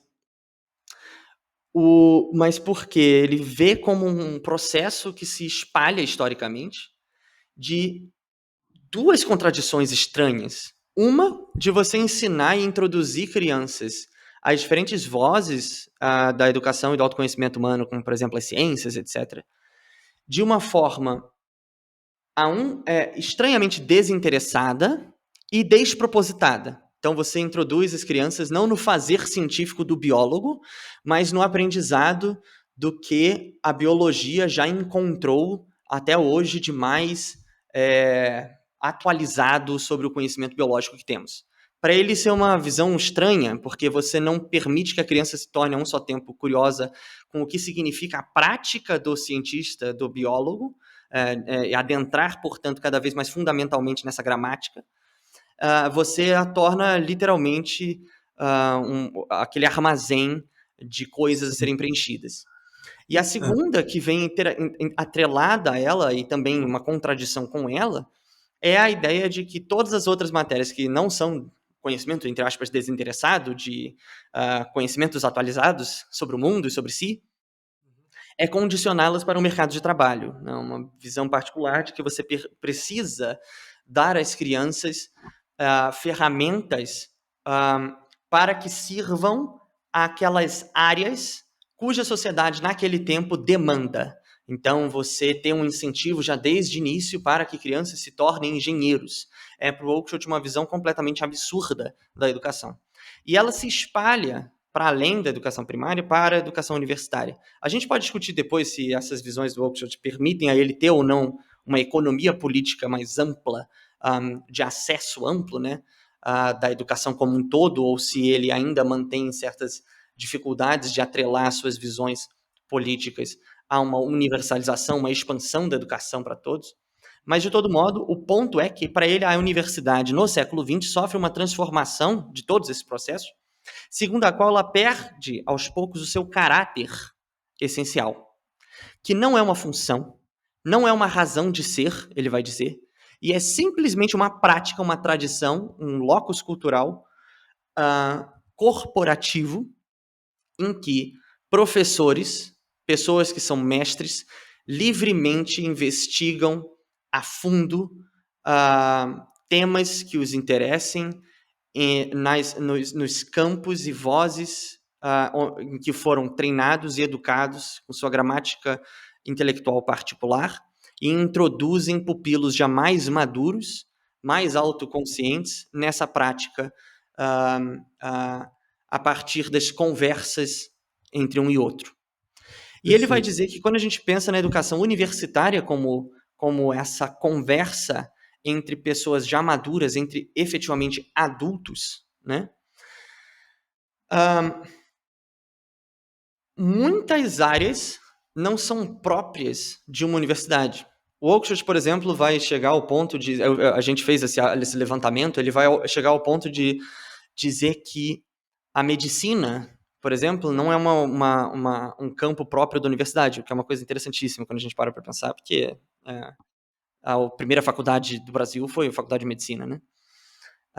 E para ele a medicina não é própria, porque a medicina necessariamente está preocupada a um só tempo com uma prática teleológica de cura dos seres humanos e de sempre ter um ensino constante daquilo que é o conhecimento mais atualizado possível sobre a saúde humana. Então, a medicina é um campo que ele depende da biologia. A biologia, portanto, seria essa ciência humana, de fato, que faz parte da universidade, mas a instrumentaliza para a formação de profissionais. Essa instrumentalização, para ele, não faz parte da universidade, da ideia de universidade, ou pelo menos, como ele diz, aquele tipo de instituição que surgiu na Idade Média. Ou seja, a advocacia, a administração, todas essas são, na verdade, aplicações de ciências, né? Perfeito, perfeitamente. Ele vai falar da administração, que ele fala que deveriam ser business schools. A medicina, ele vai falar que deveriam ser medical schools. O direito, ele vai falar que o direito enquanto estudo do jurista, né, da filosofia do direito e coisas assim, pode ser um campo próprio. Sim, claro. Mas enquanto formação do advogado deveria ser uma law school, não deveria ser confundida com a universidade. Assim como a engenharia, jornalismo, assim como toda pesquisa tecnológica. Ele diz que a confusão entre universidade e centro de pesquisa é um absurdo, porque a universidade seria aquela instituição que nos mantém como prática em contato constante, portanto, é uma prática de manter vivo a cultura e a herança das tradições que recebemos em diferentes campos. É por isso que ele vai dizer, por exemplo, que a história, a poesia, os campos que a gente compreende geralmente como das humanas, das humanidades, eles são a um só tempo inerentemente humanas, no sentido de serem todo o estudo destas áreas necessariamente é um estudo que prolonga as tradições e cultura que nós recebemos, mesmo que a adapte ou não, permite que a voz dos mortos se mantenha viva e necessariamente é um campo que o estudo estrutura a forma como essas pessoas que participam dele entendem a si mesmas. Então, portanto, é necessariamente um estudo cuja prática, aquele que pratica esse tipo de campo, ele está sempre em autoeducação. Isso é essencial de se entender por uma razão que eu vou chegar já. Mas você tocou todas as outras áreas... Rapidinho, porque você tocou num ponto super interessante, assim, que é isso, essas as chamadas ciências humanas, a história delas e a prática delas é uma só, né? Fazer filosofia, estudar a história da filosofia é meio que um todo, assim como você fazer arte e entender a história da arte. Não são coisas que estão no passado, então não são mais não são mais necessárias, né? O bom escritor é o cara que leu autores, enfim, do passado, de várias épocas. Então, assim, e ao passo que realmente uma ciência moderna simplesmente descarta teorias, né? Essa teoria aqui não serve mais, não tem aplicabilidade nenhuma. Enfim, você trouxe um ponto muito bom. Você trouxe muito bom, porque isso mostra por que para o Oakeshott as humanidades são, em certo sentido, uma analogia. Naquele sentido mesmo da palavra grega, de analogia, porque as humanidades são para ele como se fosse uma analogia simbólica daquilo que efetivamente é o que melhor caracteriza o ser humano, que é constituir-se por uma habilidade, uma prática constante nas conversações que recebe e que participa. E é por isso que a gente entende por que para o Oakeshott a cultura não é um monolito. É porque a cultura é esse apanhado de conversações, cujas conclusões, e ele diz isso numa parte, uma conversa genuína é aquela que você não pode deduzir o final. Você não pode deduzir a conclusão de uma conversa, é por isso que você pode aprender. E é precisamente por conta disso que a gente entende que a cultura é algo que muda gradualmente, com o tempo, a partir da atuação de cada indivíduo nela. E isso que é essencial de se entender do Oakeshott, porque uma cultura, paradoxalmente, que é cada vez mais formada teleologicamente, cada vez mais planificada na visão do Oakeshott, é a um só tempo uma cultura que se aniquila. Porque é Sim. uma cultura de ansiedades que perde a capacidade de conversar com o passado. E o que significa conversar com o passado, para Oakeshott? Significa aprender a linguagem com a qual a gente vai falar do futuro. Então, ela é a ideia do eterno presente para o Oakeshott é uma coisa que o aterroriza. Ele até escreve quase poeticamente sobre isso nesse A Definition of University, que eu vou mencionar. Porque o temor dele fica mais explícito nesse ensaio que ele não publica, talvez por uma razão, talvez por ser muito mais opinativo do que os outros.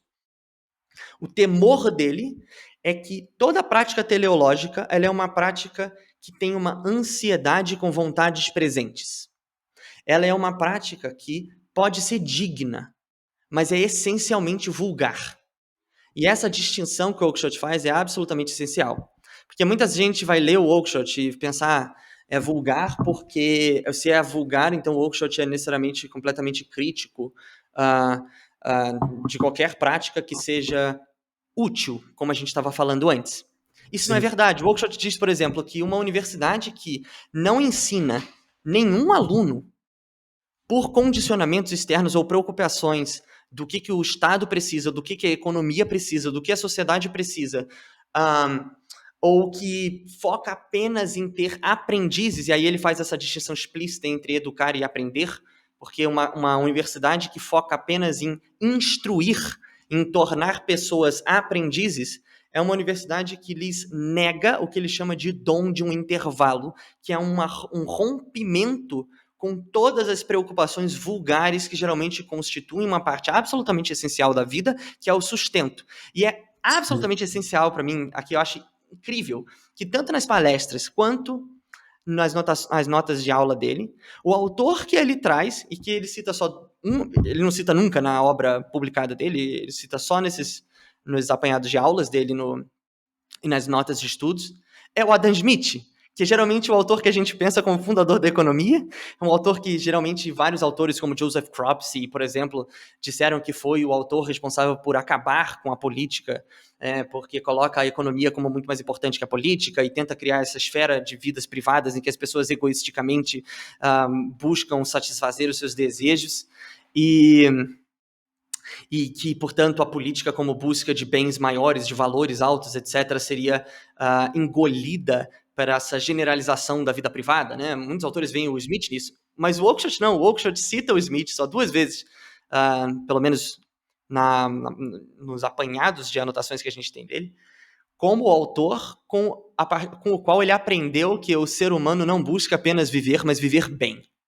O que é uma frase que a gente geralmente remete a Aristóteles. Mas ele cita criticamente a Aristóteles, porque o Smith pro Oakeshott tem uma visão mais moderna do império da lei, que para ele é extremamente importante, do rule of law, né? E isso para mim é muito, muito, muito, muito significativo, que o Smith seja citado para se pensar que o ser humano busca não só viver, portanto satisfazer suas vontades, mas viver de fato bem. Para o Oakeshott, todas as maneiras redutivistas, produtivistas de se pensar, funcionalistas de se pensar a educação, como permitir que as pessoas sejam úteis no mercado de trabalho, não é, de fato, enquanto preocupação, não implica, enquanto preocupação, que uma educação desinteressada, que uma educação que acaba com as vulgaridades, é uma educação necessariamente inútil. Como ele diz, por exemplo, pessoas extremamente bem formadas numa educação liberal não são pessoas inúteis. Pelo contrário, são pessoas talvez Sim. muito mais úteis, porque são pessoas que receberam um estímulo para serem muito mais autoconscientes e autocríticas no seu espaço de profissão. E isso é o que o Oakeshott vai usar para distinguir o que significa vulgar de todas as coisas moralistas, geralmente atribuições moralistas, ao trabalho autointeressado. O Oakeshott diz que é uma parte absolutamente essencial da dignidade da modernidade, que ela foi produtora de tantas riquezas, que ela pôde estimular tantas vontades, que ela tenha permitido, de fato, uma vida tão mais tranquila para uma quantidade de pessoas inimaginável no Sim. passado. E por que ele vai dizer isso?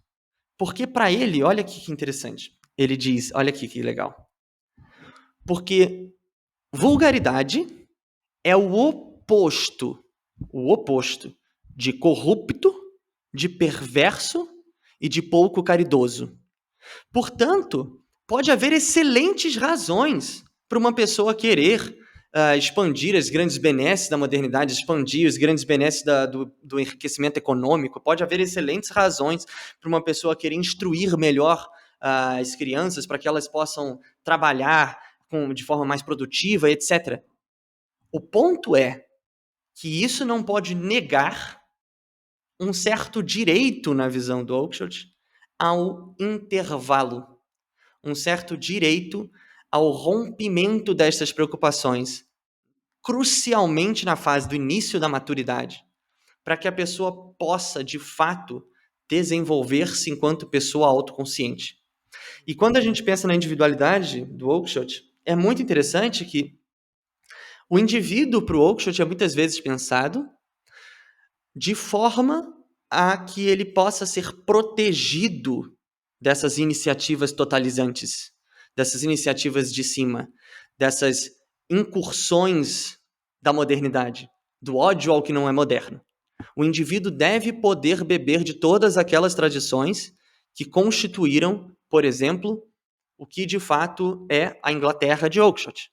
Sim. E por fim, é aí que chegamos a uma distinção absolutamente essencial do Oakeshott entre a universidade que surgiu antes da modernidade e a universidade que foi aos poucos instrumentalizada com o desenvolvimento e a ascendência da modernidade. E que, para ele, deveria continuar sendo um dos principais veículos da dignidade da modernidade, que era o que eu queria chegar, e eu acho que talvez seja a parte mais interessante assim, do nosso artigo, que é quando o Oakeshott, pela primeira vez, e é nesse artigo apenas, no Definition of the University, nos outros eu não consegui encontrar essa associação, pensa na universidade enquanto como elemento, pense bem, não instrumento, mas elemento civilizatório. O Oakeshott vai dizer que num mundo rico, ele escreve isso, é brilhante, é lindo, ele fala num mundo rico, num mundo poderoso como o nosso é, num mundo em que podemos fazer coisas que jamais poderiam ser imaginadas no passado. Há muita, e aí aqui vem a distinção entre vulgaridade e falta de caridade, ou coisas ruins, né, moralisticamente.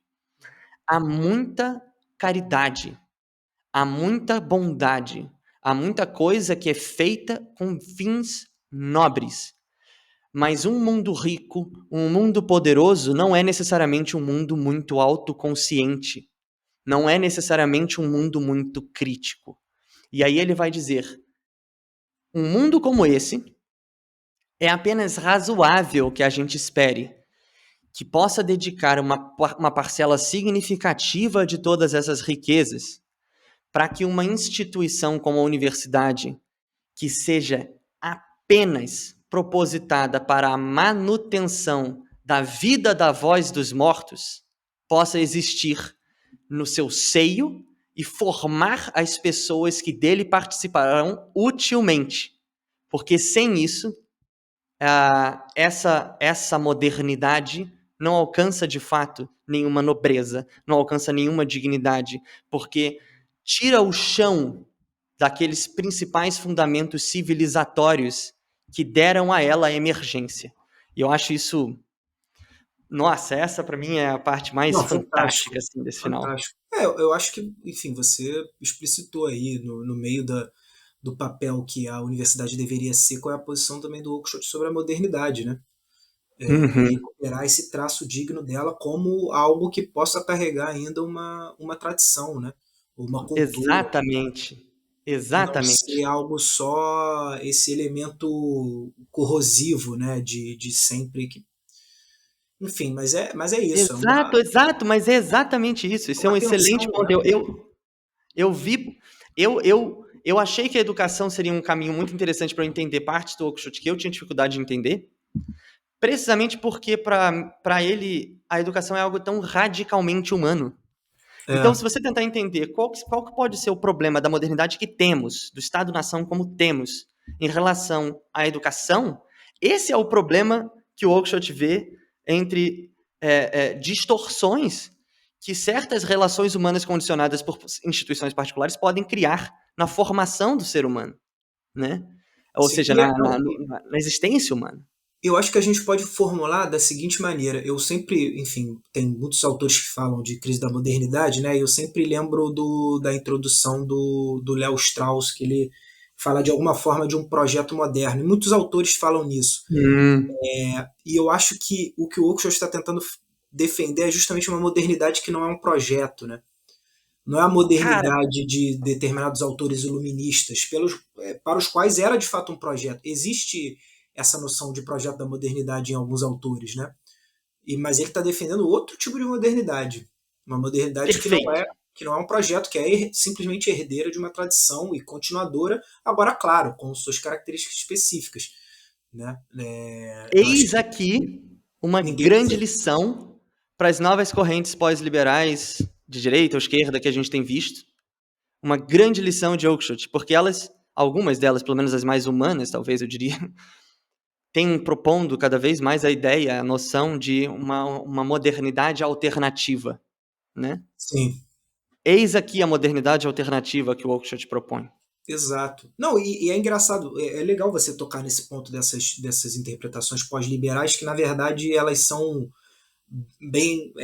Algumas têm raízes bem antigas, né? Mas porque me parece que esses dois pontos, todas essas perspectivas, mais à esquerda ou mais à direita, tratam a modernidade como um projeto. Seja um projeto Uhum. benéfico, seja um projeto maléfico, né? A direita Exatamente. mais antimoderna necessariamente, não. Esse projeto da modernidade deu errado, tem que acabar. Já alguém que seja mais progressista vai falar: não, o projeto da modernidade tem que continuar vigorando. E talvez não seja um projeto, né? Esse que é o ponto. E, enfim, eu não sei se você já leu Legitimidade da Era Moderna, do Hans Blumenberg. É um livro que Você eu, sempre assim, fala, eu adoro. preciso ler. Eu baixei e não li Ah, ainda, eu já te falei infelizmente. sobre isso, né? Já, eu amo, você Cara, sempre me relembra, tem que ler.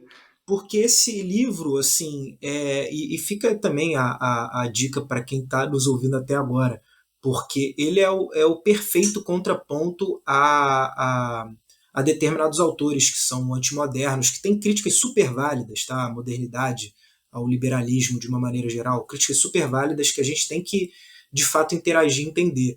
Mas é isso, o Uhum. Blumenberg tem esse ponto que me parece similar ao Oakeshott, assim, a modernidade não é um projeto.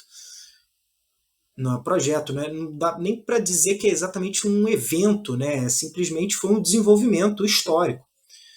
E com um Uhum. quê de contingente, claro, mas que, enfim, pode proporcionar determinadas coisas positivas mesmo, É sendo bem, excelente. botando bem em juízo de valor mesmo, algumas coisas positivas.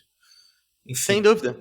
E eu acho que quando você, voltando agora de novo para tudo aquilo que a gente acabou caminhando, quando você me pergunta o que que eu acho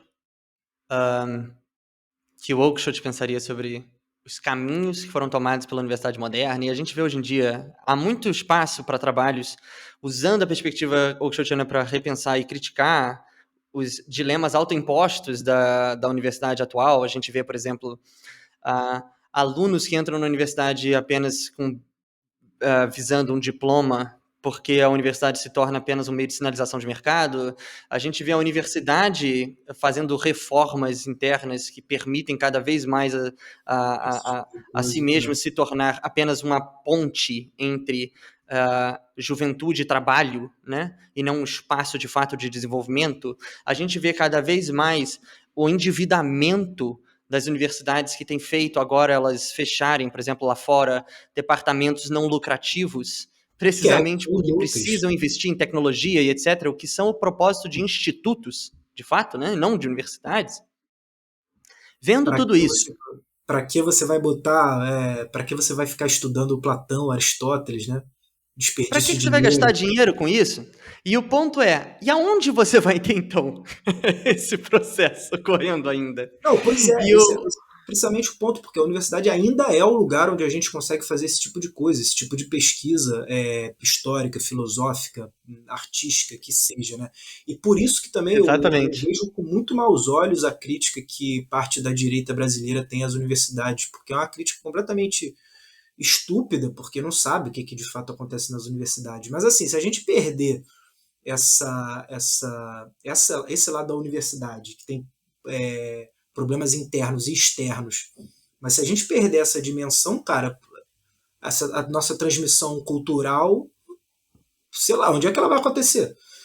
E a gente vê que em muitos sentidos, agora sendo um pouco mais político, hein, eu já estou avisando, mas se a gente olha para o que é a nossa direita atual, para mim é uma vergonha profunda, porque ela é explicitamente uma direita que ascende pelo que há de mais vulgar, mais banal e anti-intelectual em todos os sentidos possíveis, e que, portanto, nunca pode ser uma representação a ser emulada pelos eleitores como um caminho e uma percepção da importância da educação. Né? A direita de Nicolas Ferreira, etc. Esse que é o problema, são emulados, né? A população emula isso e de alguma forma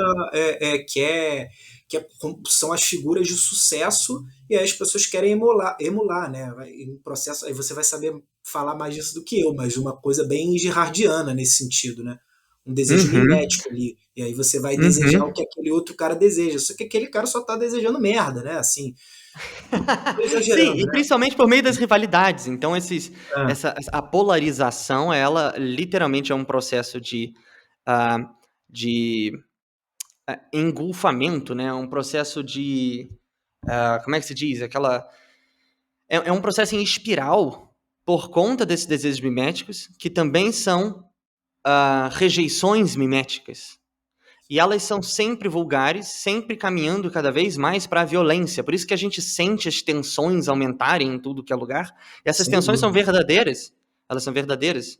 A maneira de romper com elas não parece clara, ainda mais quando as figuras de poder a serem emuladas são aquelas que ascendem promovendo-as, né? A gente vê o Pablo Marçal, eu acho que é o caso mais explícito de alguém que ascende explicitamente promovendo ódio a si. Ele falou uns anos na época da eleição dele em São Paulo, uma coisa que mudou minha cabeça, eu estava até para escrever um artigo sobre isso, porque o Pablo Marçal disse, eu percebi que poderia ganhar as eleições se eu focasse em ser odiado. E eu fiquei tipo, nossa, como assim? E o ponto dele era que se ele falasse coisas que ele necessariamente não acreditava, mas que ele sabia que causariam repulsa para as outras pessoas, as pessoas viriam cada vez mais, o que geraria engajamento nas plataformas e, portanto, ele seria compartilhado pelos celulares para mais pessoas. E por meio desse compartilhamento maior, mais pessoas que, de fato, estão com muita raiva e ressentimento, veriam nele o candidato essencial. E assim... É o famoso, ele fala sem papas na língua, né? Eu posso não concordar com ele, mas pelo menos ele é honesto, é transparente, não sei o quê. E ele fala coisas que causam um ódio profundo, e precisamente esse ódio faz com que as pessoas simpatizem por ele, aquelas que se sintam odiadas. Então ele fala aquela coisa, por exemplo, que a Tabata foi responsável pelo suicídio do pai. A razão dele falar isso não é que ele necessariamente acredita nisso, isso aí é performático. A razão dele fazer isso é para ele trazer aquelas pessoas que se sentem ressentidas, esquecidas pela política, etc., para, de fato, odiar o candidato oposto e ver nele simpatia.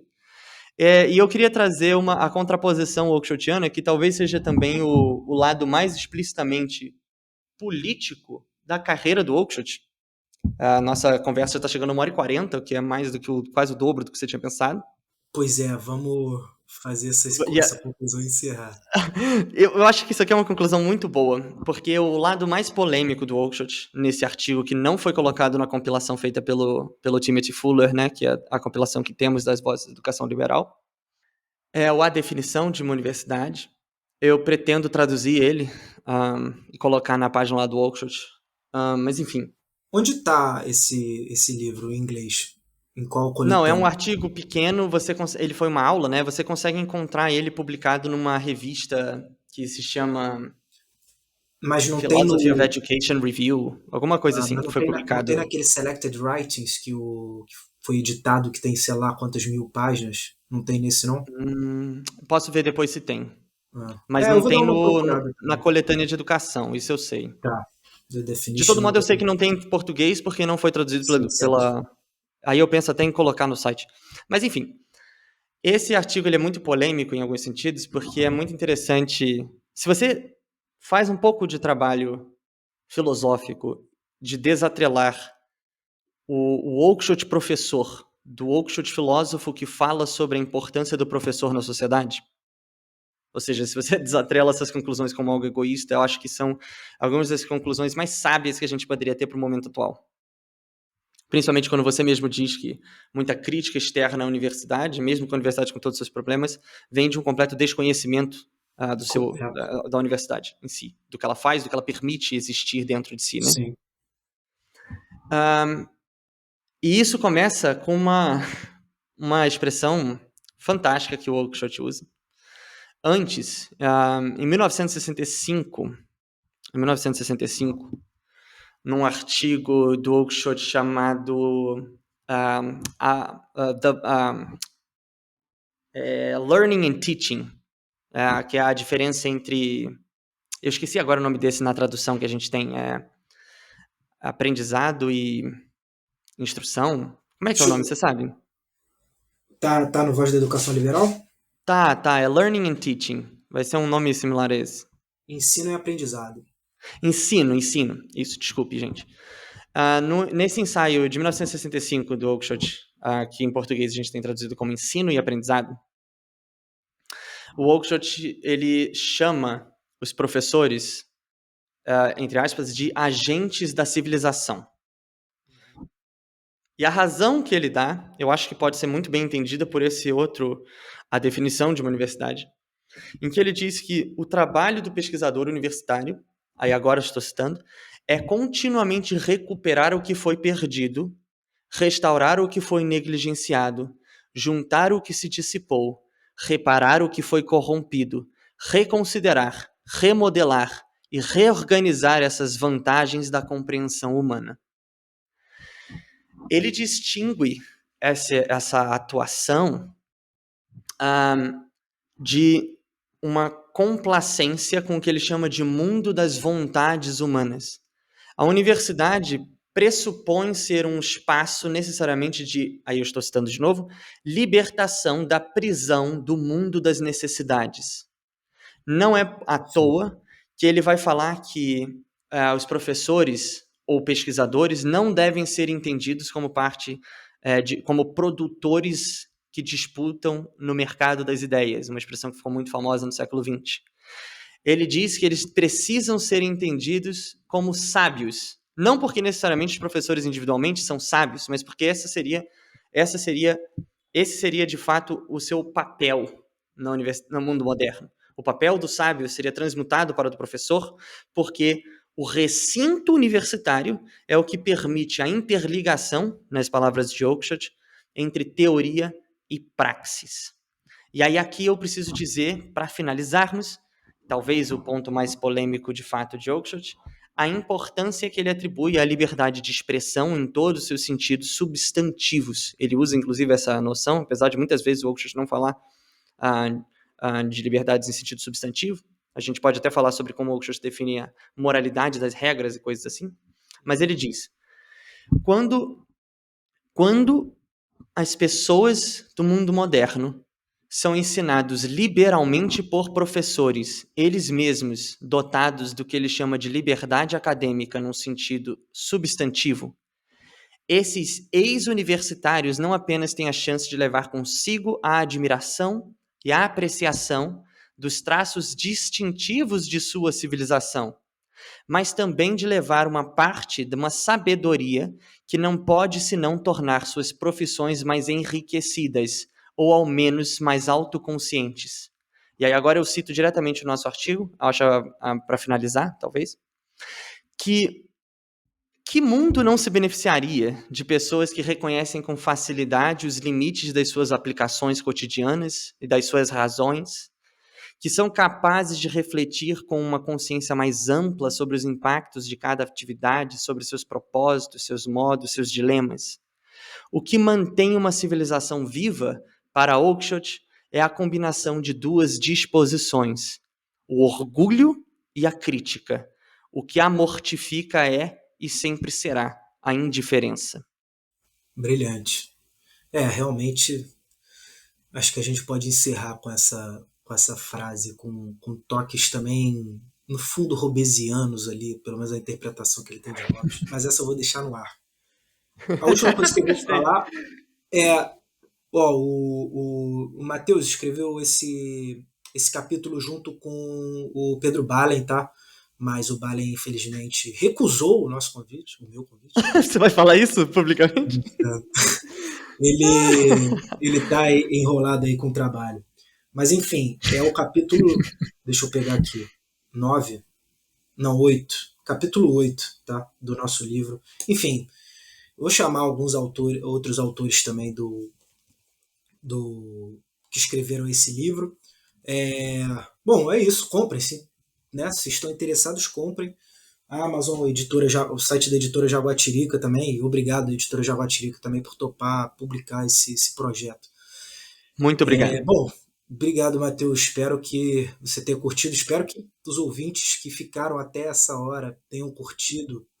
Devem ser um total de 3 ou 2 no máximo, né? Theo, eu tenho